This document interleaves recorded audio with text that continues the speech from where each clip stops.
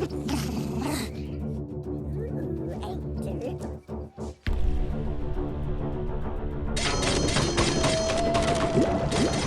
what's up, DomiNation fans? This is Gerbil Lord with a quick little video here to show you some of my tips and strategies for raiding and maximizing your loot.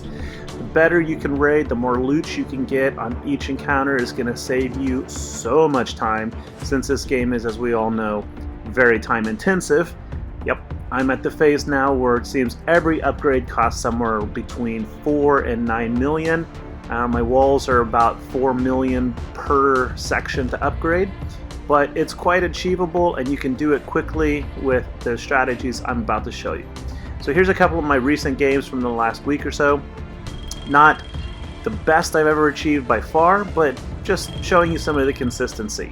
You can easily get 600,000 to 800,000 up to 2.5 million at my global level wage. Now how do I do it? Starts at home. First thing you got to know is your troops. There are two basic troops for raiding. You got your heavy infantry, which, it's your basic ground pounder foot soldier. They're good all around, but not amazing.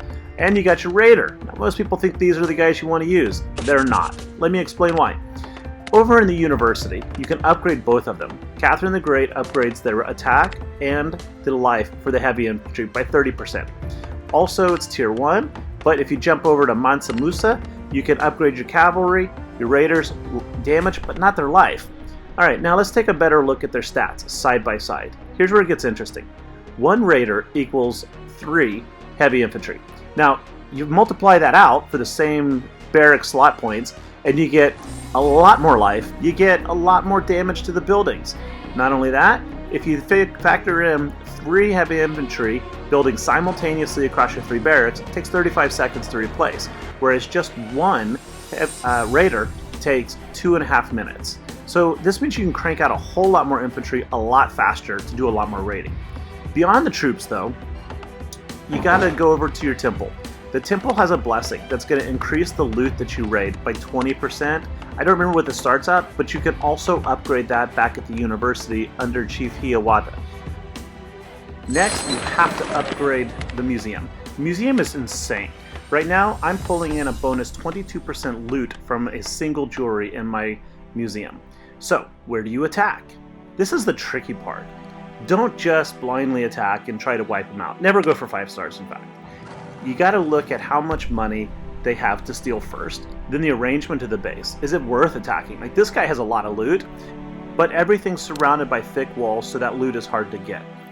So let's put this on fast forward and let's find somebody who is not only got bounty worth stealing, but kind of arranged it in a very efficient way for us to take it. This guy looks pretty good. Now, we're not going to be able to beat him. There's no way that we can get a 5-star on this guy. It's not at my level 169 German global army, but I can steal a lot of money from him. So here's how we're going to do it. I'm going to start by dropping a couple of guys that their sole purpose is to draw out the defenders and get rid of some defensive buildings and other obstacles in our way, like that redoubt, right? You don't need to dedicate a lot of guys to it. 3 heavy infantry, boom, redoubt's gone. Doesn't even lose a single heavy infantry. It's great.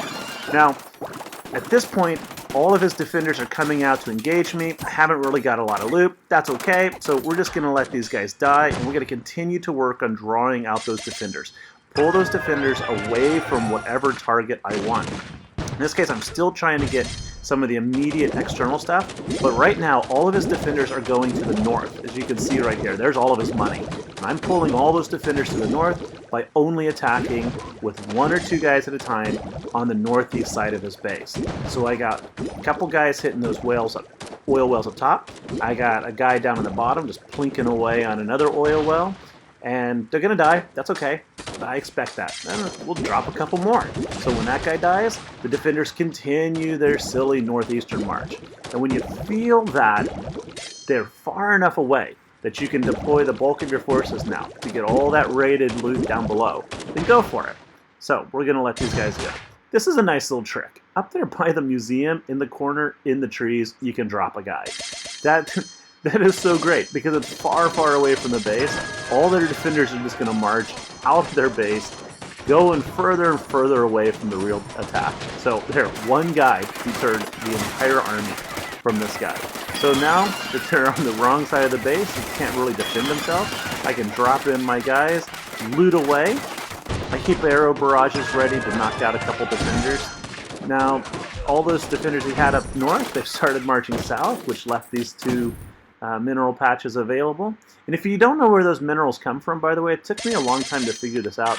Those are dropped by the caravans. When you attack somebody and the raid begins, the caravans drop their gold wherever they are and dash to their home. You can't kill them, it's okay, let them go, but you can actually wait in that 20-30 seconds that you're observing before combat starts. You can actually wait for the caravans to walk to a more convenient spot. It's pretty nice. Now at this point there's no more easily accessible loot, so I call it quits and walk away with my 1.1 million in loot. Now what if you want to win and get your money? That's more challenging, but you can totally do it. You want to find a base like this, where the defender has placed their town center on the edge. Drop just one heavy infantry, just one. Now that's going to pull out all of the defenders from within it, and then you're going to want to do something to start marching those defenders away. Here, I dropped 2 soldiers to hit those farms that are very conveniently located, and you see 2 dudes took both of them out.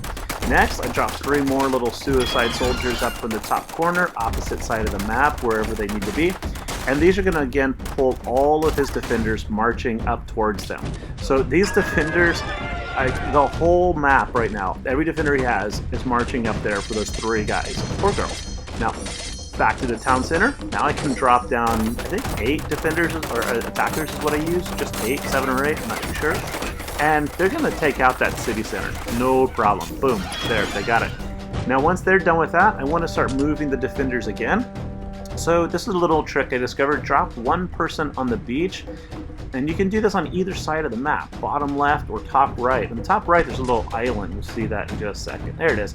You can sometimes even drop them on that island. It's weird. I don't know why it works sometimes and not others, but it's so far away, it takes 10-15 seconds, but it will draw again all those defenders down, allowing you to attack the opposite side of the map virtually undefended. So here, yeah, he's got a cannon, but I drop a few guys, set a rally point for them to attack, go drop a few more someplace else, flip to the opposite side of the map, attack again, attack again, attack again, and you want to do this pretty quick before those defenders have a chance to come back and defend. The trick though is just simply keeping them going back and forth across the map. Don't try to engage, just attack and distract. And there it is. That's nearly 1 million loot for 53 soldiers. Hope you enjoyed.